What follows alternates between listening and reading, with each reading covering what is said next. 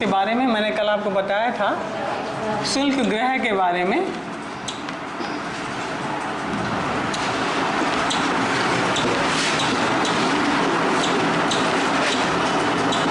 पांच शुल्क ग्रह थे, छह नहीं, पांच शुल्क ग्रह बनाए गए। कौन कौन से? मुर्शिदाबाद,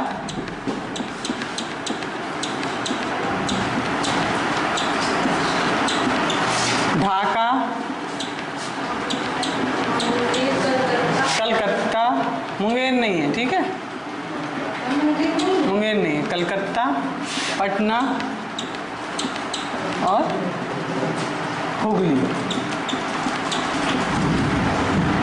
इन पांच ही जगहों पर अब कर लगना था और कोई जगह आप जो सामान आता जाता था और किसी जगह पे आंतरिक शुल्क अब नहीं लगना था। वॉरेन हेस्टिंग्स के लिए सुधार। क्या जी? शुल्क ग्रह मैंने बताया कि जितने सारे शुल्क ग्रह थे सभी को बंद कर दिया, फिर पांच जगहों पे ही शुल्क लगने की बात तय हुई। कलकत्ता ही तो है, पर हुगली उस जगह का नाम भी है। अब भले ही वो कलकत्ता में आ गया। और इसके मुर्शिदाबाद मिल जाएगा आपको, पश्चिम बंगाल वाले हिस्से में देखिएगा। ढाका तो अब उसमें चला गया, बांग्लादेश में। इसके अलावा 1784 में पिट्स इंडिया एक्ट आया और 1785 में वॉरेन हेस्टिंग्स ने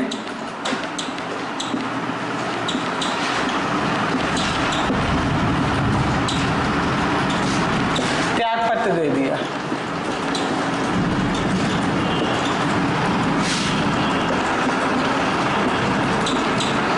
पिट्स इंडिया एक्ट के अधीन जो है बोर्ड ऑफ कंट्रोल की स्थापना हुई। ब्रिटिश संसद ने बोर्ड ऑफ कंट्रोल की स्थापना की। अब जो है 1773 के रेगुलेटिंग एक्ट के द्वारा उतना कंट्रोल नहीं हो पाया था। अब 1784 का जो पिट्स इंडिया एक्ट आया, उस कंट्रोल को बढ़ाया गया और एक बोर्ड ऑफ कंट्रोल की स्थापना हुई। प्रश्न ये भी पूछा जा सकता है, किस अधिनियम के द्वारा बोर्ड ऑफ कंट्रोल की स्थापना की गई? तो कौन सा है?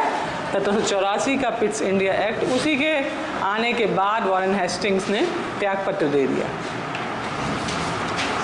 और वहाँ जाने पे वॉरेन हेस्टिंग्स पर क्या चलाया गया? महाभियोग चलाया गया, जो 1788 से 1794 तक लगता है चलता रहा। 94 97 है, चलता रहा।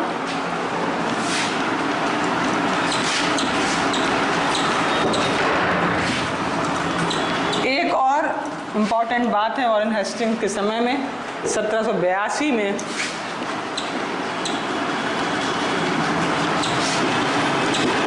जोनाथन डंकन ने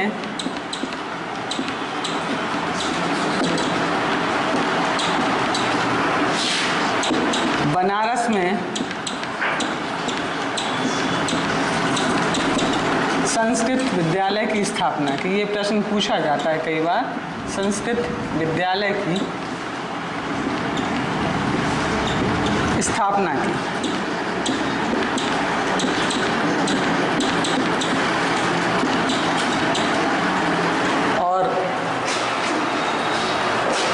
वॉरेन हेस्टिंग्स स्वयं जो है अरबी और फारसी का जानकार था और बंगला भी वो बोल लेता था। विद्वान व्यक्ति था, साहित्य का।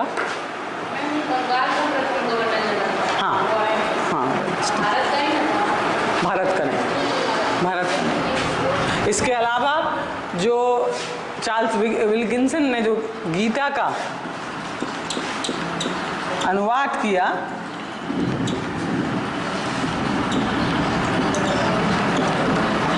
उसकी प्रस्तावना जो है किसने लिखी थी? वॉरेन हेस्टिंग्स ने लिखी थी। गीता का जो अनुवाद हुआ चार्ल्स विल्किंसन के द्वारा, उसका जो प्रस्तावना थी वो किसने लिखी? वॉरेन हेस्टिंग्स के द्वारा लिखी गई।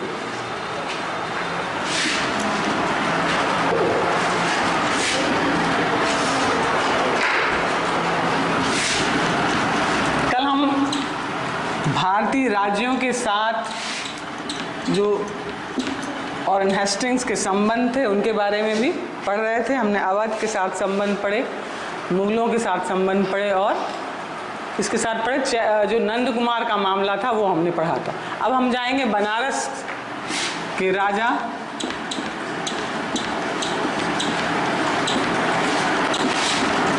चैत सिंह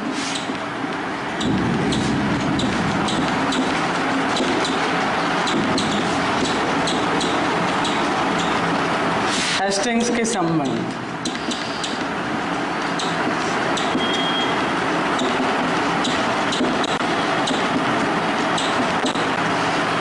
सत्रह सौ 75 में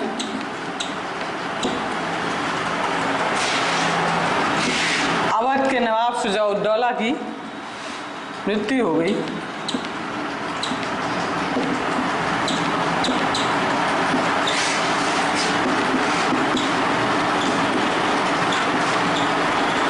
इसके बाद वॉरेन हेस्टिंग्स ने सीधे चैत सिंह से अपने संबंधों को निश्चित किया और उससे एक संधि की 1775 में, जिसके द्वारा ये हुआ कि वो वॉरेन हेस्टिंग्स को प्रतिवर्ष 22.5 लाख रुपए देगा और उसने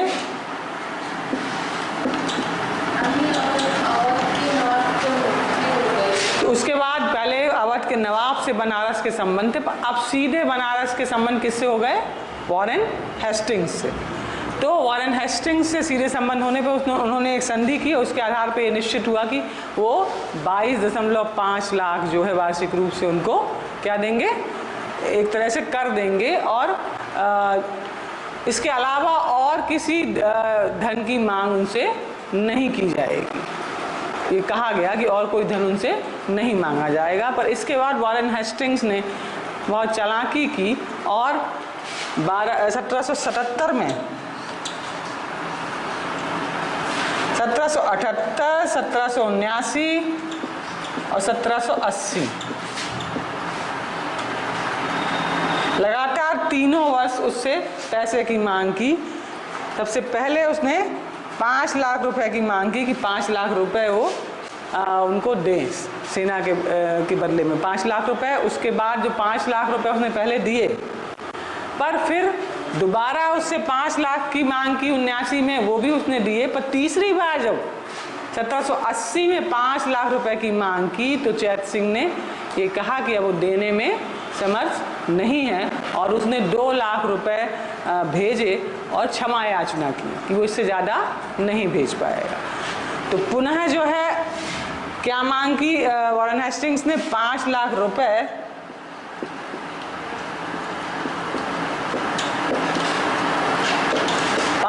रुपए और 2 लाख रुपए जुर्माने की मांग की।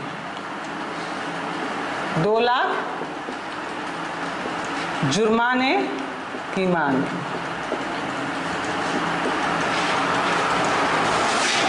अब जो है वो खुद आया चैत सिंह जो है और बनारस आने की बात हुई। वॉरेन हेस्टिंग्स बनारस पहुंचेगा, पर बनारस ना पहुंच के दोनों की मुलाकात कहाँ हुई? बक्सर में हुई, चैत सिंह की और किसकी?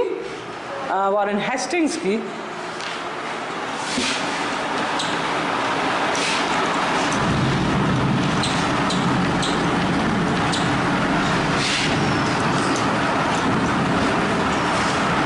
चैत सिंह ने अपनी पगड़ी जो है वॉरेन हेस्टिंग्स के चरणों में रख दी। बक्सर में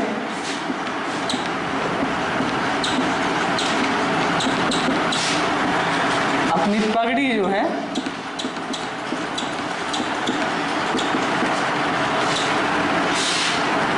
हेस्टिंग्स के कदमों में रख दी।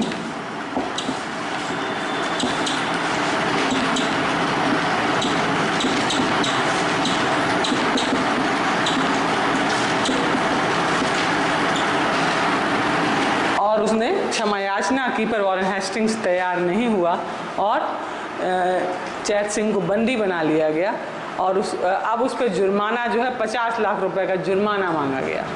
चैत सिंह जो है भाग गया ग्वालियर की ओर और उसके पुत्र को जो है भतीजे को गद्दी पे बैठा दिया गया महीप सिंह को, और 40 लाख रुपए वार्षिक देने की बात।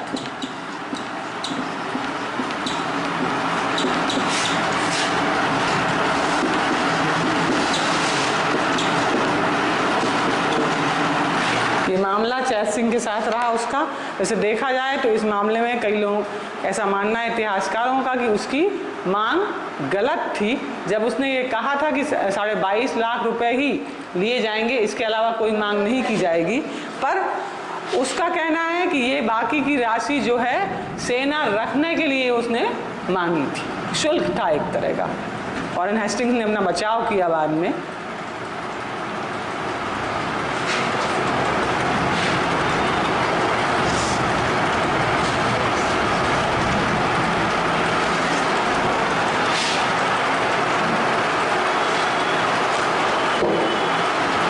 एक दूसरा मामला जो है अवध की बेगमों से जो उसने पैसे की मांग की।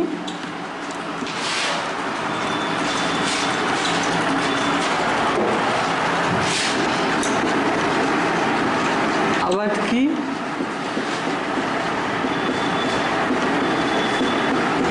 बेगमों से संबंध। अवध की बेगम जो थी, आसफ जद्दौला की दादी माँ और भी कई सारी बेगम, बहुत सारे लोग थे जिन पर जो है पैसा ऐसा था कि हर साल वो सेना के लिए, सेना रखेंगे तो उसके बदले में पैसा देंगे। तो बढ़ते बढ़ते वो पैसा 15 लाख रुपए हो चुका था और लगातार वॉरेन हेस्टिंग्स इस पैसे की मांग कर रहा था। उस समय नवाब ने कहा कि वो कुछ पैसा बेगमों से दिलवा सकता है 1775 में, पर वो पहले ही पैसा बेगमों से लेके दे चुका था वॉरेन हेस्टिंग्स को।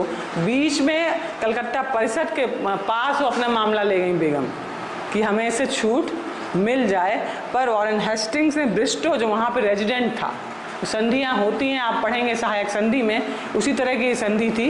एक रेजिडेंट रखा जाता था अंग्रेज, वो सारे निर्णय बाहरी जो दूसरे राज्यों से संबंध होते थे वही निर्णय लेता था रेजिडेंट। एक तरह से वो ब्रिटिश जो ईस्ट इंडिया कंपनी के पूरी तरह से अधिकार में मान लिया जाता था उस राज्य को। ब्रिस्टो जो रेजिडेंट था उसने ज़बरदस्ती करके बाद में 1781 में जो बेगमें थी उनसे 105 लाख रुपया ज़बरदस्ती ले लिया, और जो उनके साथ काम किया, बर्बरतापूर्ण घटना कहा जाता है इसको।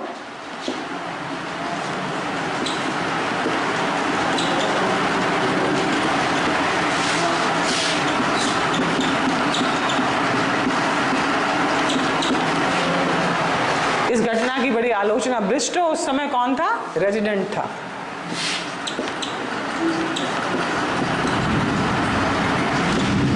ब्रिस्टो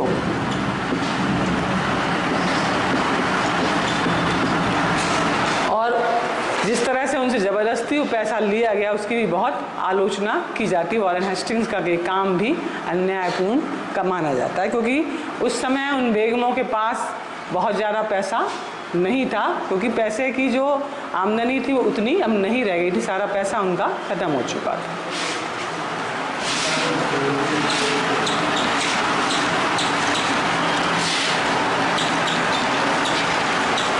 वॉरेन हेस्टिंग्स के समय में 1775 से 82 तक, 1775 से 1782 तक पहला आंग्ल मराठा युद्ध,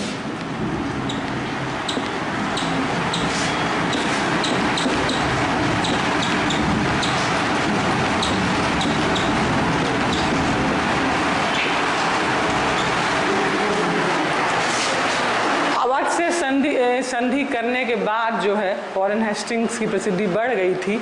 और इसके अलावा जो मद्रास में जो परिषद थी, अलग अलग जगहों पर ये परिषद थी, मद्रास की जो परिषद थी उसने भी उत्तरी सरकार और कर्नाटक में अपना प्रभाव बढ़ा लिया था।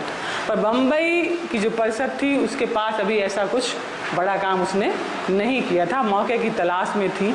वो भी अपना प्रभाव कहना चाहिए महाराष्ट्र में बढ़ाना चाह रहे थे, और वो सालसीट और बसीन को अपने अधीन करना चाह रहे थे, और पेशवा को भी अपने अधीन करने के प्रयास में थे।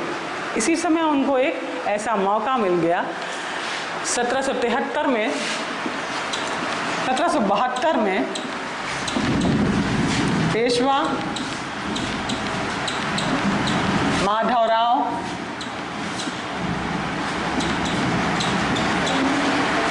की मृत्यु हो गई।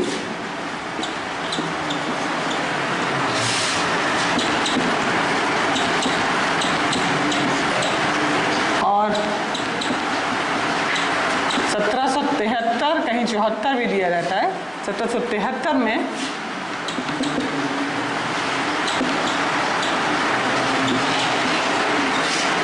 पेशवा नारायण राव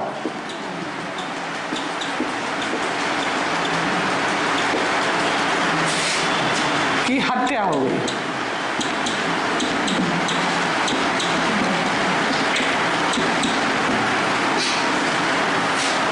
इसके बाद मरने के बाद जो पेशवा नारायण राव का पुत्र हुआ माधव नारायण राव, नाम था उसका माधव नारायण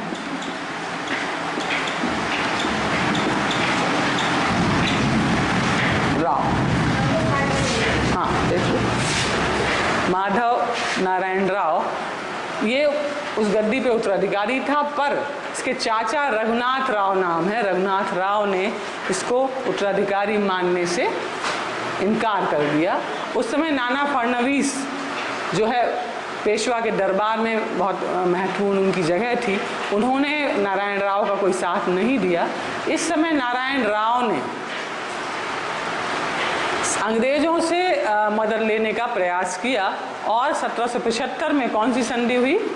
सूरत की संधि। 1775 में नारायण राव और अंग्रेजों के बीच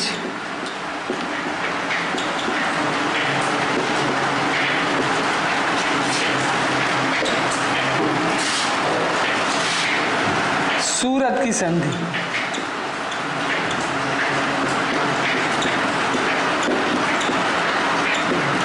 इस संधि में ये निर्णय लिया गया कि जो सालसेट और बसीन है वो नारायण राव जो है अंग्रेजों को दे देंगे और अंग्रेज उनको पेशवा का पद दिला देंगे। ये दोनों के बीच एक संधि हुई जिसको सूरत की संधि की। सूरत की संधि इंपॉर्टेंट है, कई बार पूछी जाती है। रघुनाथ राव लिखा है, मैंने गलत लिख दिया, रघुनाथ राव।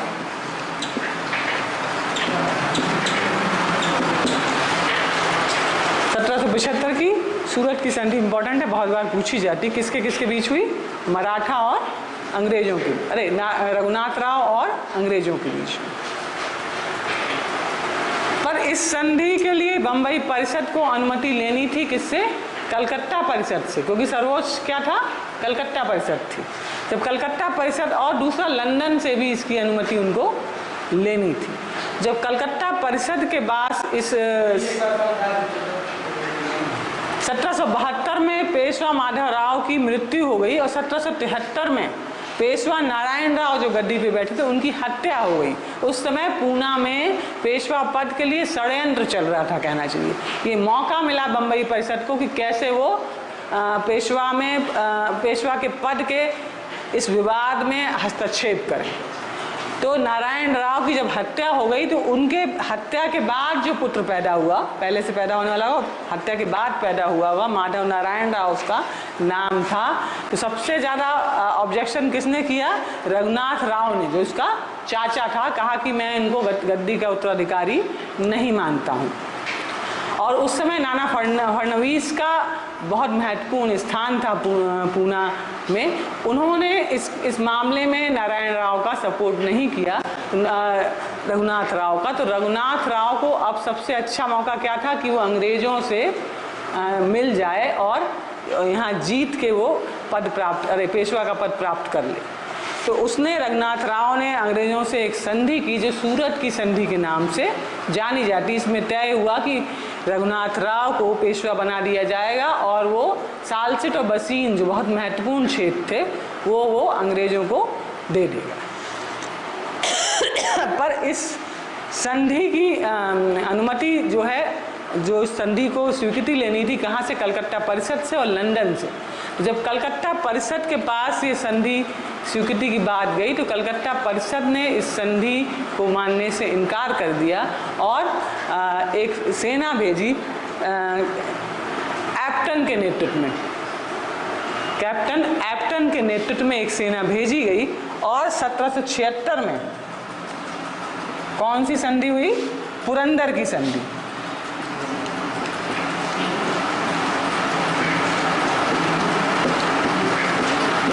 ये दो पुरंदर की संधि आप सुनेंगे, एक शिवाजी की पुरंदर की संधि है 1665 की है, ये 1776 की पुरंदर की संधि है। जब एप्टन वहाँ गए तो उन्होंने ये संधि कर ली और ये संधि में ये कहा गया कि 1773 के पहले की जो स्थिति थी वो वही क्षेत्र, सारे क्षेत्र वापस कर दिए जाएंगे। अब स्थिति सामान्य जैसी थी वैसी हो जाएगी। अब कोई भी क्षेत्र किसी के पास नहीं रहेगा, अंग्रेजों के पास जो उनको मिला है उसके बाद वो नहीं रहेगा। इसी बीच एक अरकाश का युद्ध लड़ा गया था जो कि अनिर्णायक रहा है।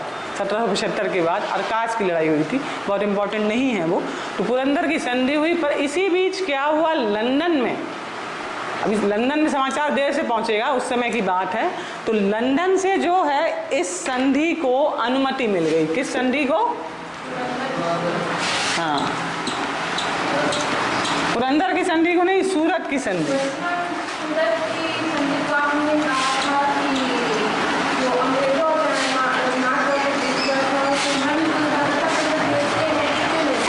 कलकत्ता परिषद ने नहीं दी क्योंकि अंग्रेज जो कहाँ पे थे? मुंबई में थे, उन्होंने पहले संधि की ना। पर जो कलकत्ता में है वॉरेन हेस्टिंग्स, उसने अनुमति नहीं दी। फिर ये कहाँ गई? लंदन में भी गई थी, उसने कुछ वजह से अनुमति नहीं दी। उसको लगा ये निर्णय गलत है। हाँ, उसमें इसने ये लगा कि रघुनाथ राव को पद देना गलत निर्णय है, इसलिए उसने अनुमति नहीं दी। उसके बाद लंदन से किस संधि को अनुमति मिल गई? पुरंदर की संधि नहीं, सूरत की संधि।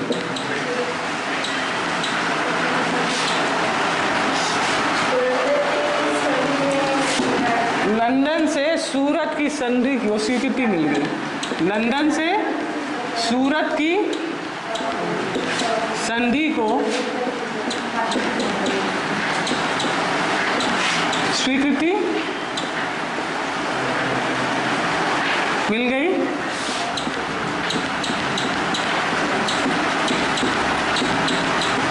इसलिए पुनः युद्ध प्रारंभ हो गया। पुरंदर की संधि जो है वो समाप्त हो गई। पुरंदर की संधि तो दोनों में हो चुकी थी, पर उसको समाप्त मान लिया गया और सूरत की संधि को लंदन से अनुमति मिलने के कारण पुनः युद्ध शुरू हुआ। 1779 का एक प्रसिद्ध युद्ध है बड़गांव का युद्ध। 79 बड़गांव का युद्ध, जिसमें अंग्रेज परास्त हो गए। ये बहुत बड़ी घटना मानी जाएगी। उसके बाद 1779 में ही बड़गांव की संधि हुई।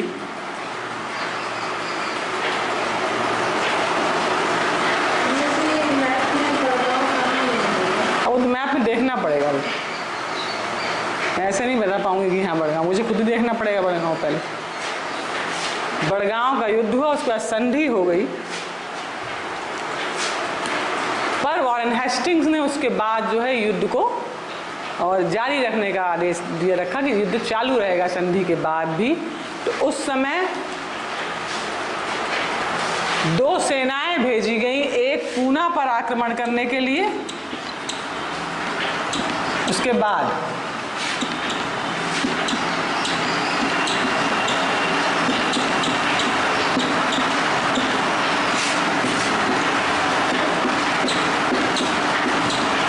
और दूसरी मध्य भारत में अहमदाबाद और गायकवाड़ और उन लोगों पे आक्रमण के लिए एक सेना भेजी गई। गायकवाड़ जो है हमेशा अंग्रेजों के मित्र रहे, तो इस सेना ने पूना पर आक्रमण किया एक सेना ने, और दूसरी जो सेना थी वो कहाँ पहुंची? उसने कहना चाहिए अहमदाबाद में विजय प्राप्त की और गायकवाड़ उनके मित्र बन गए, और ग्वालियर पर भी उन्होंने विजय प्राप्त कर ली। पर कहना चाहिए इस बाद में ये लगने लगा वहाँ पे अंग्रेजी परिषद मुंबई परिषद को कि युद्ध जो है उस तरह से नहीं जीत पाएंगे वो लोग, तो उन्होंने सिंधिया की मध्यस्थता में 1782 में, पूना पर विजय नहीं हो पाई, 1782 में सालबाई की संधि,